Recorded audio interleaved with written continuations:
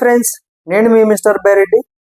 So Saturday ఎపిసోడ్లో నాగార్జున గారు ఏమేమి విషయాలు అడిగితే బాగుంటుందని మీరు అనుకుంటున్నారో కామెంట్ చేయండి. నేనేమనుకుంటున్నానంటే, ఫస్ట్ పవన్ కళ్యాణ్ మరియు మన ఇమ్మాన్యుయల్ అయితే ప్రైజ్ చేస్తారని నేను అనుకుంటున్నా ఈ ఎపిసోడ్లో. తర్వాత దొంగతనాలు ఏవైతే జరుగుతున్నాయి, దొంగతనాల గురించి గట్టిగా అడుగుతారేమోనని నేను అనుకుంటున్నా.